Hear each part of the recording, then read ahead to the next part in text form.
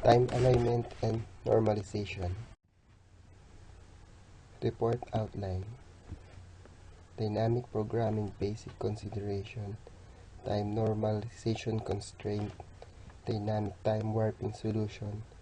Other consideration in dynamic time warping. Multiple time alignment paths. Time alignment and normalization.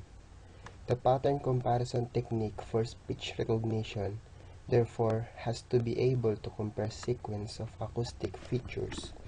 The problem associated with spectral sequence comparison for speech comes from the fact that the different acoustic renditions or token of the same speech utterance are seldom realized at the same speed across the entire utterance.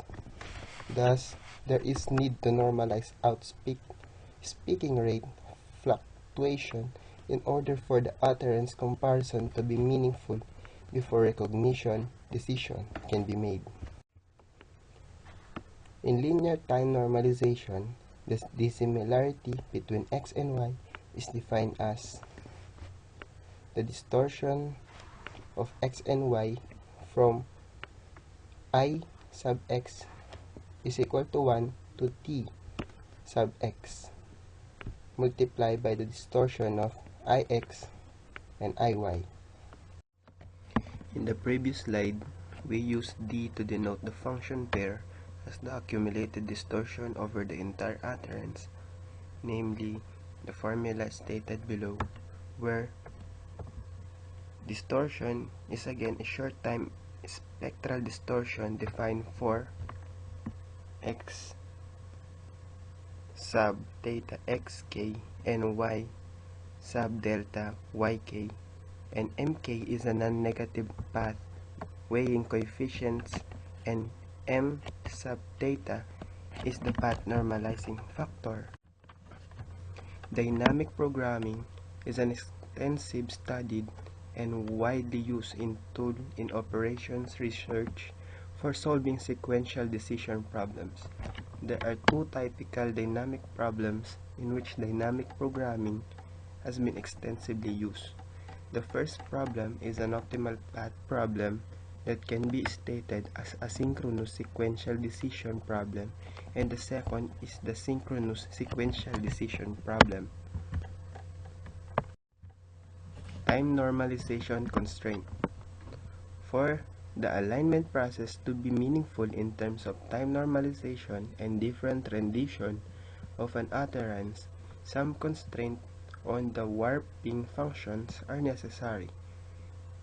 Typical warping constraints that are considered necessary and reasonable for time alignment between the utterance includes the following: endpoint constraints, monotonicity condition, local continuity constraint, global path constraint, and slope weighing, to be discussed in the succeeding slides. Endpoint constraints.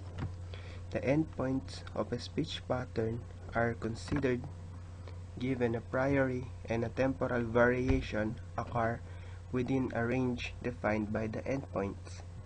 For time normalization, therefore, the endpoints are fixed temporal limits of the utterance, leading to a set of constraints of the warping function of the form.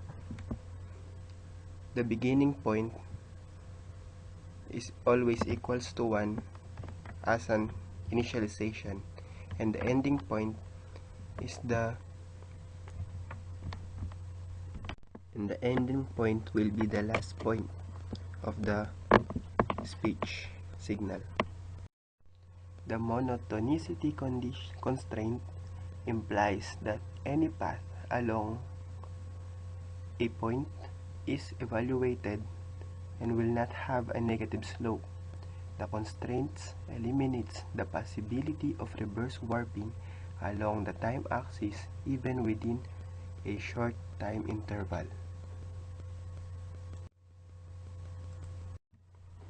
Local continuity constraint.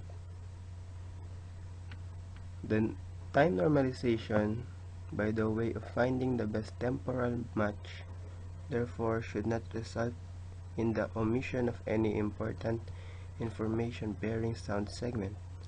To ensure the proper time alignment while keeping any potential loss of information to a minimum, we generally incorporate a set of local continuity constraints of the warping function. Such constraint specifications are often quite complicated, and it is therefore convenient to express them in terms of incremental path change. Therefore, a path is defined as P as a sequence of move, each specified by a pair of coordinates increment, just like what is shown below. The slide shows the set of local constraints and the resulting path specification. We obtain the points on the allowable path specification by counting the cost from this point to this point by here. So it is 1 as x and y. It moves 1 point from the other point. So this is 1 and no change in y, so it is 0. That's why it is 1 and 0. For P2, we move 1 unit from left to right, so the x would be 1, and 1 unit from its y value, so it is again a 1, then it is also a 1.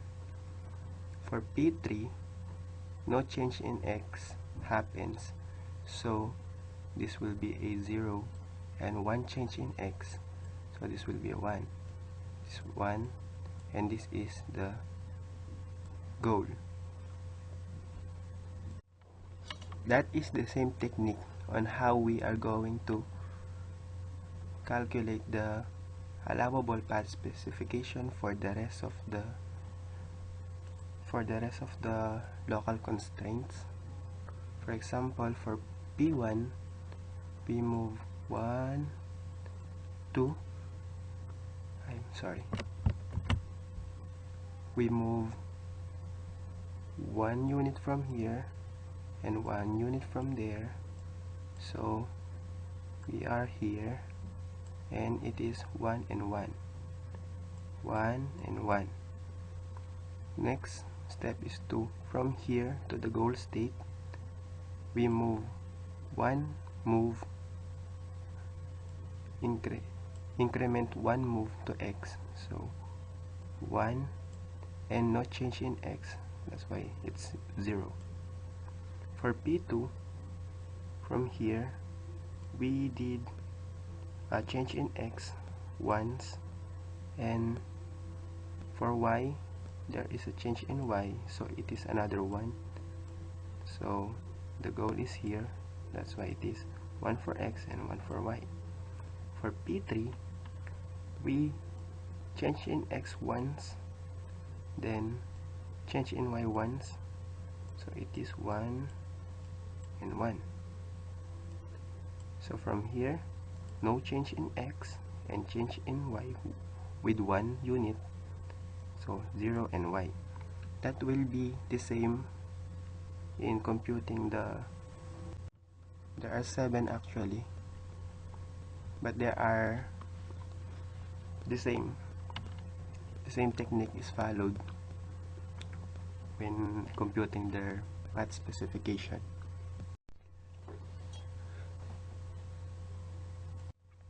An exercise. Consider type 2 local continuity constraints. So we are going to find the sequence of path move that match the sample path shown below. So we are just going to determine if which of these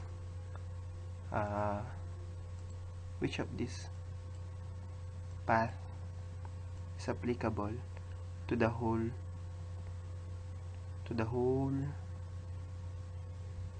sequence of move.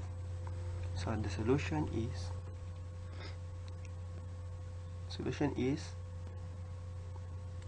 P2, P2, P2, P3, P1, P2, P1, and P1. Because from the starting point of 0 and 0, why is it P2? It's because P2 is just a diagonal. So it's P2. Now from point here to point here, it's another diagonal. That's why it's P2. There's another diagonal, P2. Then for the next step, it is P3, because P3 is a diagonal and sudden upward movement. This is the same as here, and upward movement. Then from this point, it's P1, because P1 is a diagonal and a sudden right movement. It's diagonal and sudden right movement. That's why it is a P1. Then another P2 because it's diagonal. Another P2 diagonal. Then another P1 diagonal and sudden right movement. That will be a P1. And another P1 for the last step, because diagonal and sudden right movement. So the final path will be this.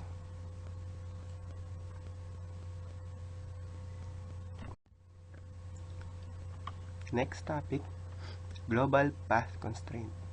Because of the local continuity constraint, certain portions of the plane are excluded from the region of the optimal path warping can traverse.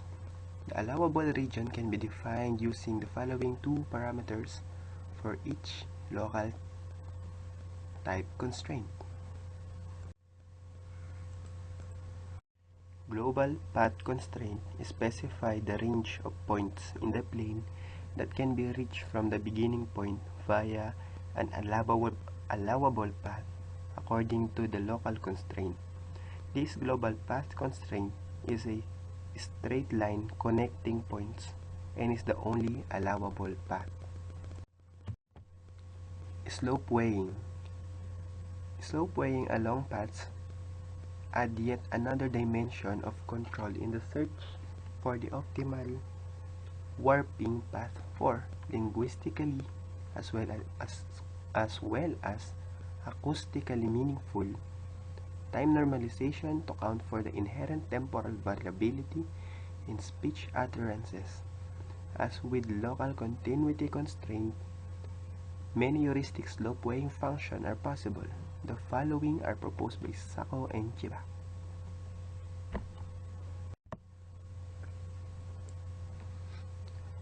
To illustrate the effect of slope weighing, Figure 4.43 shows the effect of applying the four types of weighing function of type 3 local continuity constraint. The number associated with each path is the weighing value, since a higher distortion represents less favorable or less likely, much larger weighing values are used for less favorable path.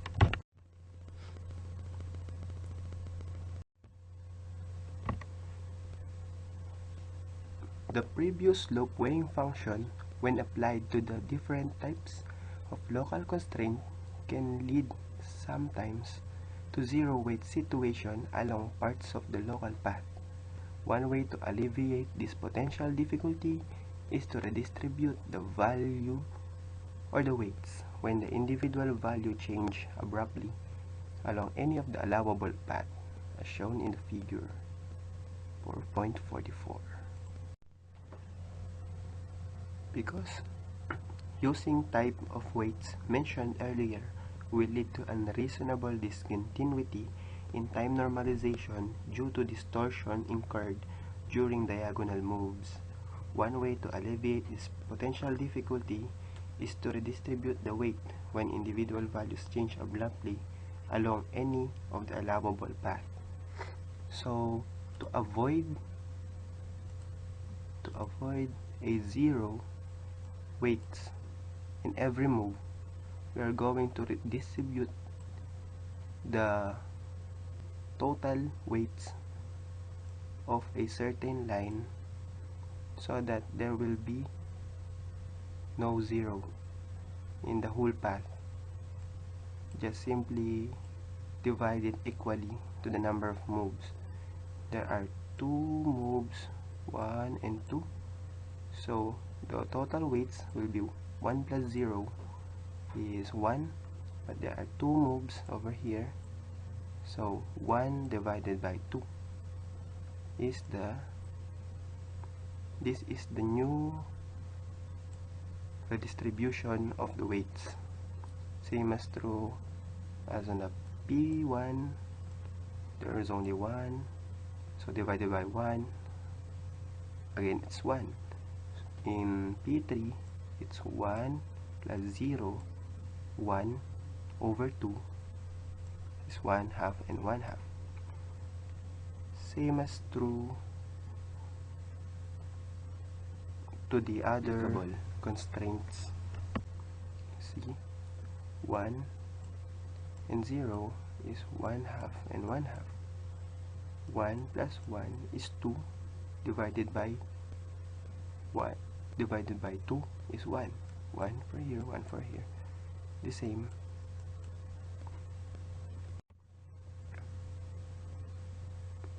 The accumulated distortion also requires an overall normalization. The purpose of global normalization is to have an average path distortion that is independent of the length of the 2 parents being compared. The normalizing factor for the weighted sequence is customarily the sum of the components of the weighing sequence, such that the normalizing factor will be the summation of k, which is the points where k is equal to 1 until the end of the utterance. For types C and D slope weighing, the normalizing factor will then become this. 4.7.3 Dynamic Time Warping Solution. We are now ready to show we can use a dynamic programming algorithm to provide an efficient way to solve the minimization problem involved in the definition of the pattern dissimilarity measure with embedded time normalization and alignment. Due to endpoint constraint, we arrive to this formula in terms of Tx and Ty as the minimum value of each point as it traverses the whole graph.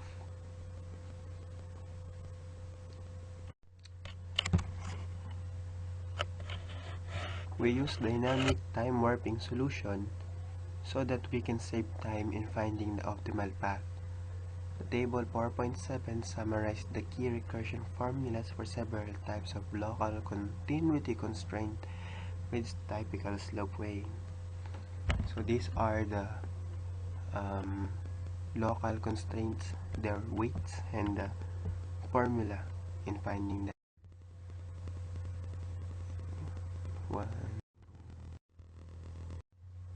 So in this slide, we are going to show the algorithm in time warping solution, in dynamic time warping solution. So the dynamic programming implementation for finding the best path through t sub x by t sub y grid, beginning at 1 and 1 as the starting point and the ending point at t sub x and t sub y as follow. So first we need initialization where d sub a 1, 1, which is the beginning point, is equal to distortion of 1 and 1 multiplied by m of 1. Then the recursion for 1 is less than or equal to ix and less than or equal to tx, comma 1 is less than or equal to iy is less than to iy is less than or equal to dy, such that ix and iy stay within the allowable grid. So this part is used as a condition in finding the next path. So the last one is the termination. If it meets the last point of the grid, then it meets the goal. Then it's the end of the solution. Now exercise 4.7. Consider the problem of finding the best path through a 6 by 6 grid of local distance shown below. Assume that the path must begin at 1 and 1 and end at 6 and 6. Assume local path constraint and slope weight of the form. So this, the figure shown below is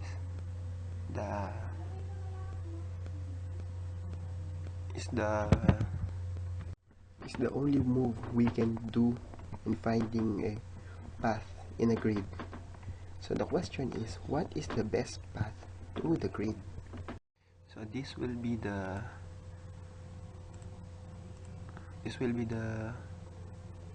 result if we apply dynamic programming in finding solution for the optimal path. So as we can see, the best path is the path with total accumulated path distance of 7. So 7, here is it, and the average path of distance of 7 over 6. So we obtain these broken lines by following the rules of the constraints applied here. So first, how do we get these numbers? How do we get those numbers? Where did they came from? We're going to solve it. First, we begin at 1, 1, and they made a move from here to here, so they got 2. They just simply add the weights of this point and this point so that we can achieve number 2. Then they make a horizontal move, so we have 2 over here plus 1, that will be 3. That will be a 3. Then we'll another move over here, so we have 3 plus 1, so it's a 4. Another move here, so 4 plus 1 again, it's 5. So another here is 5 plus 2, it's 7.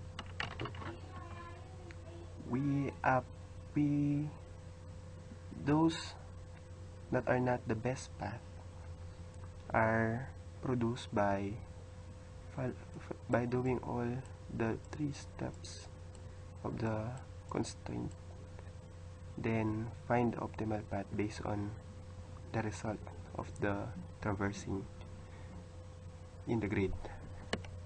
So the appearance of mathematical rigorousness of the formula does not alter its heuristic nature in terms of time normalization, since the correct time alignment between utterances of different words does not exist linguistically. The minimization result of the above equation cannot be meaningfully interpreted.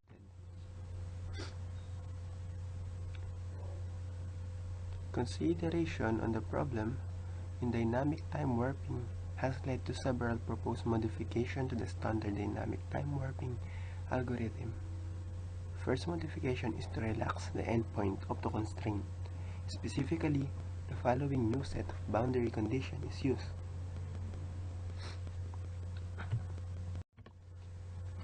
So, since one would expect the optimal warping path to be reasonable close to linear path, much computations at extremities of the allowable region may be unnecessary. Thus, possibly a suboptimal procedure could be capable of substantially reducing the computational requirement with a little increase in the minimized accumulated distortion. To illustrate the computational effect of expanding the beginning path range by 5 frames and the ending path range by 9 frames, the next figure will show the revised set of allowable grids points on a 40 by 40 grid. Since the endpoint constraint allows the warping function to reach the boundary prior the last frame of either of the two patterns, the competing warping path may not end at the same point, and accumulated distortion includes an uncertainty in the normalized duration for different paths, giving rise to the need for scaling for the accumulated distortion. Another possible modification to the time warping algorithm is to include an extra constraint that requires the dynamic path search to be limited to lie within the range of the locally optimal path. The purpose of the additional constraint is to signify reduce the computation by limiting the allowable path region to a close vicinity of an instantaneously determined. Figure 4.48 illustrates the limited search region resulting from above constraint. The dynamic search range is typically 4 frames corresponding to the 60 ms interval around the local minimum point. Here it is. The allowable path region for dynamic time alignment with localized range constraint. The fundamental tool of dynamic programming and the principle of optimality can be applied to solve the problem of finding the k-best path instead of just one path requiring only minor modifications. The second best path of the emp move could reach the same point as the best path. Therefore, the accumulated cost that must be considered to find the second best path after the m moves are the following. Using min raised to k signifies the kth value of. We can thus determine n1 and n2 to be ending at the m points of the best and second best path originating from the point I at m equals 0. Note that n sub 1 may or may not be identical to n sub 2, and the best ending point after m moves also satisfy, which is obvious because of these formulas. As the path moves forward, the recursive relationship becomes the minimum of the available path in the grid. Therefore, to find the second best path, we need to store and examine two smallest accumulated costs for every point at every possible moves. The same principle can be extended to the case where k is greater than 2. In particular, the following recursion holds the formula stated below. The kth best path after m plus 1 move ends at this part is when the recursion reached the end of the grid to be examined. That's why it is the same as the termination.